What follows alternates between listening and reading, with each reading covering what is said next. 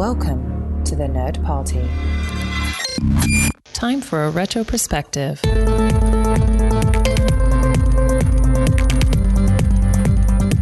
Hello and welcome to Retro Perspective, the show on the Nerd Party where we take a look at all of the movies released 25 years ago this week, or 25 years ago last week and the week before, as the case may be. Close enough. I'm Mike. I'm John. And today we're trying to play a little bit of catch up. We're not looking at the movies released on May 6th, 1994, but we are looking at the movies released on April 22nd through April 29th, 1994. So, let's get started with April 22nd, shall we? Well, you know what? I'm excited to get started with April 22nd. This is going to be some good conversation right here. So there were three movies that were released on April 22nd, the first of which coming in at number 16 at the box office with $1.1 million and 33% on Rotten Tomatoes is Chasers. This movie looks weird because it looks like a little crazy comedy thing, but it's directed by Dennis Hopper. Did you see it? I did not. I did not see it. It did look weird and interesting, and it looked like it would be a really... Number one, I would have been interested to see it just because it has an actor from Surviving the Game. So it would have been a nice bit of continuity. Actually, it has two actors because Gary Busey's in it too. Yeah. And it really looks like it was a comedy that was it was very much plugging into the whole thing of how new the idea of women being more prevalent in the military, sort of like approaching that, how it was still sort of an oddball thing. And, so it would have been interesting to look back and see how it would have reflected that. But when I watched the trailer a second time, I bailed. I tapped out. I didn't see it. Did you? No, I didn't see it. I was intrigued, but, I kind of had another movie from this week on the radar. But, at 33%, it seems like it was the big winner of the week in terms of critical praise. So that's something. Yeah, that's true. That's true. But number 11 at the box office with $2.4 million and 25% on Rotten Tomatoes is The Inkwell. Yeah, The Inkwell. Yeah. Did you see this? I did. Yeah? I did. I wanted to see it back then. None of the theaters played it around me. I'd forgotten about it. And then when I saw it come up in this, I said, oh, hey, I can right that historical wrong from missing that film from 25 years ago. There you go. So what's it about? Well, it's a coming-of-age tale, but it's told with the backdrop of there are these two sisters, and they're African-American families. One sister married now former Black Panther, and they live in New York. And then the other sister married this, this yuppie who pro-Nixon guy, and they live on Martha's Vineyard. And, they haven't really talked in years. They don't really get along too well. And so the two families come together for a summer vacation. And there you find out there's this place on Martha's Vineyard called the Inkwell, which is where all the African-American families hang out. And so it's I don't want to say it's a basic because there are very unique spins on everything, but it's a very straightforward coming-of-age tale. But it has some really interesting twists to it, and it's some really good comedy, too. I enjoyed it a great deal. And, any of its sort of narrative flaws are made up for by the charm. Like Joe Morton plays the former Black Panther, and I love Joe Morton in just about anything, so I was excited that he was in it. And I always forget the actor's name, but the pro-Nixon guy is the same actor who played the science teacher in Gremlins. But it's a good movie. It's not a great movie by any stretch, but it's a good movie with a lot of charm and a lot of fun. Jada Pinkett is in it before she was Jada Pinkett Smith. And And it's, so it's a cute tale. I would recommend it. All right, cool. Well, I didn't see it, but I did see the number 2 movie at the box office this week, which made $5 million and had 9% positive reviews on Rotten Tomatoes. Bad Girls. Yes, Bad Girls. This is a movie which I've always been intrigued by, mainly because of the Laserdisc jacket, the poster art. In fact, when Laserdiscs were being discounted and on clearance at various stores, I actually blind bought the Laserdisc for Bad Girls for, I believe, $10, and I never watched it. And now, finally, I watched it. And did you watch it too? I did. I watched it as well. I'm anxious to know about that experience from your end with Bad Girls. What when you went in and you saw it and saw what it was about, what is it about? Well, it's about a group of women who were prostitutes who basically decided to screw all that and go off to build a sawmill, I think, right? Yeah, so yes, they had a deed and they wanted to fulfill their dream of being landowners or whatever. But along the way, they kill a guy in self-defense, and now the Pinkertons are after them. So, they've got that little bit of complication. And, it just goes from there. I mean, it's got a cast of a whole bunch of actresses who I'm always really confused by, because like Madeline Stowe and Andie MacDowell, for whatever reason, I cannot separate the two of them. I always think they're the same person. And here they are both in this movie, which was super duper confusing. Mary Stuart Masterson is in it, which always confuses me because I think that she's the same person as Mary Louise Parker. So that was confusing. Dermot Mulroney was in it, which is really confusing because I always think that he's the same person as Dylan McDermott. I was super confused by everyone in this movie except for Drew Barrymore, because Drew Barrymore is Drew Barrymore. Yes. But a very good cast, even if I couldn't tell them apart.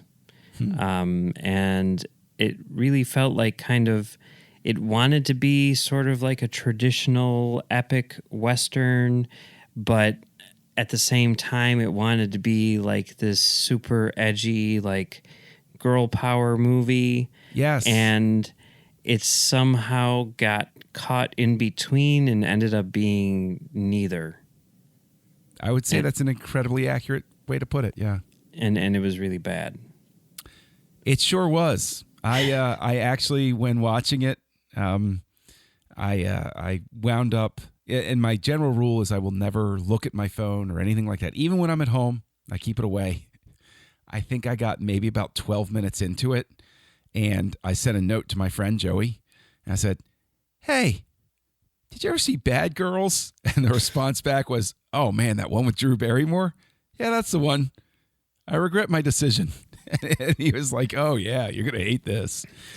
And I knew it was off to a bad start, and that it was too focused on its girl power mission instead of its historically accurate mission, because in that opening scene where the one is trying to get away from the guy who's obviously like a Confederate colonel or former Confederate colonel or whatever, and he's trying to take her back into the room and everything. She's like, "No, I want to get away from him."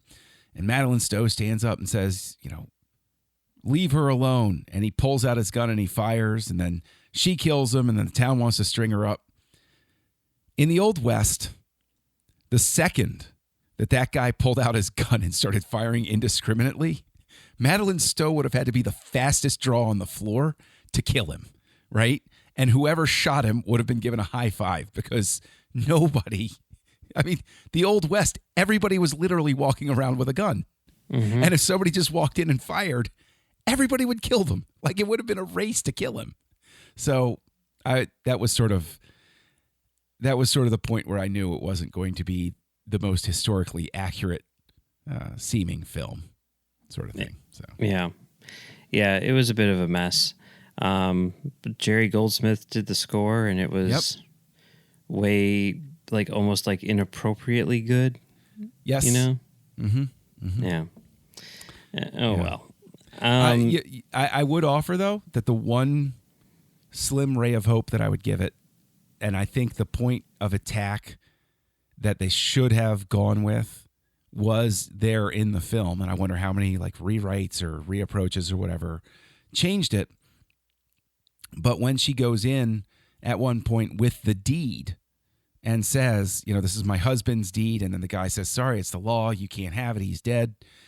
There's your point of attack that I think satisfies everything and allows you to have it, be, I don't know, more grounded, is to start with that point of attack so that you're intrigued. Oh, she couldn't, that's definitely unfair. And then you have stuff proceed from there. Yeah. That's what I would offer. So. Oh, well, maybe in the remake, that's the way they'll go about it. Yeah. So April 22nd, kind of not the best week for movies. Yes. But let's move on to the next week. We have a Wednesday opening, another African American oriented movie opening on a Wednesday. We're seeing once again with You So Crazy, which was a Martin Lawrence concert film. It came in at number 5 at the box office for the week with $3.2 million and a 50% on Rotten Tomatoes. Did you watch this? I did not, and I'm curious. I remember the ads for it, and I always thought Martin Lawrence was funny.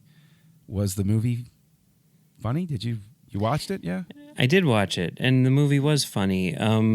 Interestingly, it was directed by Thomas Schlamme, who is a television director. He's like basically Aaron Sorkin's director. So he did like the pilot for West Wing and the pilot for, Sports Night and all those other things. Like all of the Aaron Sorkin shows were directed by Thomas Schlamme. And he directed this too, which, I mean, there wasn't much in the way of direction. It was pretty much just Martin Lawrence up on stage doing his bit. But I thought it was pretty good. I mean, some parts were, maybe went on a little too long and stuff like that. I didn't think it was fantastic. It's not the best stand-up I ever saw, but it was pretty funny. So I would recommend it. It's a little hard to come by. The only place that I could find where it was streaming was on the Cinemax app. So I signed up for the free trial, where I discovered that the Cinemax app has True Lies and the theatrical cut of The Abyss. Oh, really? In HD. Oh, wow. So, yeah, that's a weird thing. That is weird. Yeah, so I'm holding on to it now, and I'm probably actually going to hold on to it longer because I saw a trailer for a new show that they have coming up called Jet, starring Carla Gugino in sort of like a neo-noir thing where she's like a professional thief or something like that. Oh, intrigued? Yeah. That sounds interesting. I think I'll keep it. I think I'll watch that, Just a quick question for frame of reference. You So Crazy would have predated his sitcom, right? I don't know. It predates Bad Boys by a year. But I know that he was on his sitcom when he did Bad Boys. Yeah, that's true. So I'm thinking maybe his sitcom was already... Yeah, it probably just very close in terms of time or whatever. Because he was probably doing the sitcom when he did the stand-up. Yeah. No, I know that my brother and I loved watching that show. Yeah. Yeah, we did. Like, Martin that was a funny show. That was a good show. Yeah. So, yeah. Well, there you go. All right. So moving on to Friday, April 29th. We've got 6 more movies. Okay. The first one is I Am My Own Woman, which does not have a rating on Rotten Tomatoes and didn't, make the charts at the box office. This is a movie. It's a German movie about a guy, I believe, during the Nazi regime, who was a transvestite and stood up for like gay rights in Nazi Germany. So they say it's like a documentary with some dramatized bits, but I haven't seen it. No, I You haven't didn't see it either. Okay. No. So next up, also not charting on Box Office Mojo, but with a 50% on Rotten Tomatoes, is The Secret Rapture. No. No, I didn't see this either. Okay. Next up, also, well, no, I'm sorry. Next up at number 11 on the charts with $1.9 million and a 27% on Rotten Tomatoes is The Favor. Did you see this? I did not. Did you? No. It's about like a woman who's married, but then like she meets her high school sweetheart again and wonders what it would be like or something like that. Yeah. Number 7 at the box office with $2.1 million and 47% on Rotten Tomatoes is PCU. Which I did not rewatch, but I did see back in the day. Yeah? What'd Have you you think ever about seen it? back then? No, I've never seen it. Yeah. It's a comedy movie. It's basically like an updated Animal House in a lot of ways. And it has some of the funniest bits from a 1990s movie that I can remember that became part of the regular lexicon of me and my friends. Jon Favreau's in it, in a great role as a stoner who, flashes. At one moment, he flashes forward to his future, and he sees himself testifying before Congress, and they're saying, "What do you have to say for yourself?" And he just leans forward and says, "I didn't exhale." Jeremy Piven is in it, and the whole thing sort of, makes fun of the idea of how cause-driven college students can be.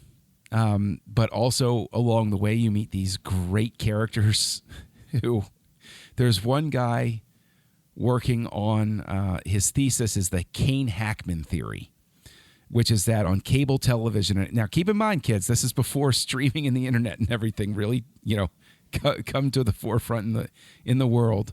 And the Kane Hackman theory is that 24 hours a day, any day, a Michael Caine or a Gene Hackman movie will be playing on a cable television channel somewhere. And so the guy's literally sitting on a couch, staying awake for a week with cigarettes and coffee to prove the Kane Hackman theory, which is, a great little commentary. But yeah, it's I think it is a bunch of harmless fun. And as an added bonus, directed by Hart Bochner. Yeah. Who played Ellis in Die Hard. Yes, he did. And also the voice of the congressman or whoever in the city Mask of the councilman. Phantasm. Yeah, City councilman. Yes. So there you go. Okay. All right. I'll check it out eventually. I think you should. Okay. Number 4 at the box office with $4.3 million and 17% on Rotten Tomatoes was With Honors. Did you watch this movie? I did. Yeah? I did. Did you? No. Oh, what a shame. What a shame, Mike. I think that I probably watched With Honors because I didn't want to back then, but it's been one of those things that sort of intrigued me the whole time. And I remembered Madonna's song that went along with it. Okay. And I find it fascinating that this was released the same day as PCU because they couldn't be more different from each other. Okay. With Honors is in that Reality Bites threesome, Gen X, angsty existential crisis sort of thing going on. But I mean, this guy's got Brendan Fraser. I love Brendan Fraser. Joe Pesci's in it as a homeless guy.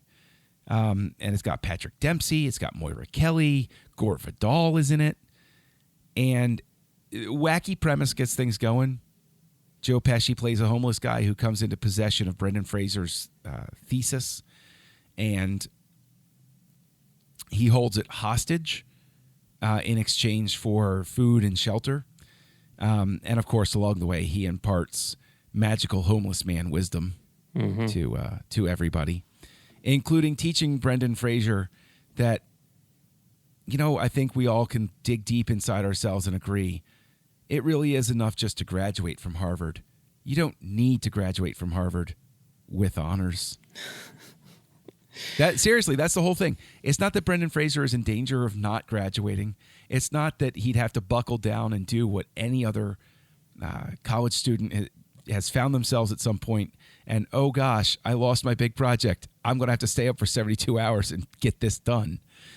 No, we go on a wacky journey in winter in Boston with him learning to love and relax about whether or not he's graduating with honors.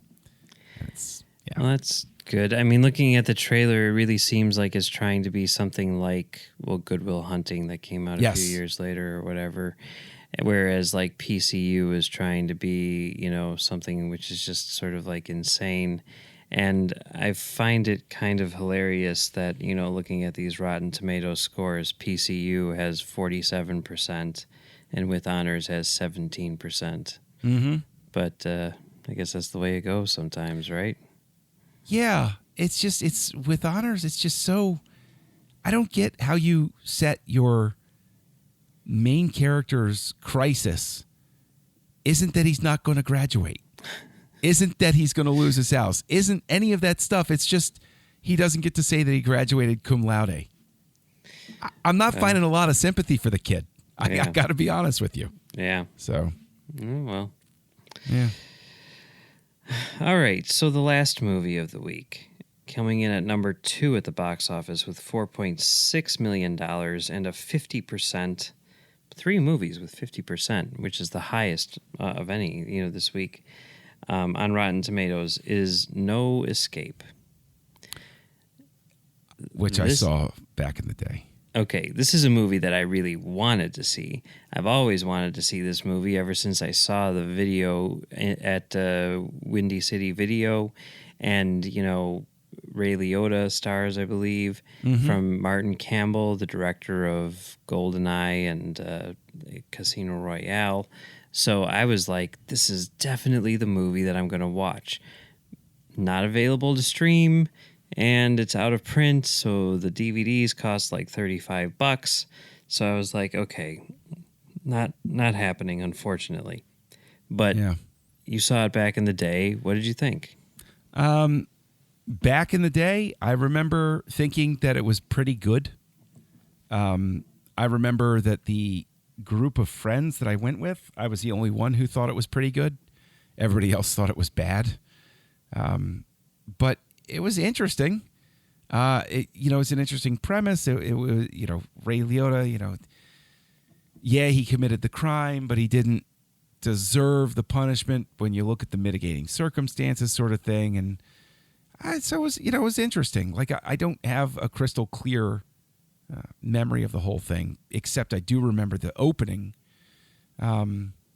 showing, the people marching, from upper left screen to lower right screen.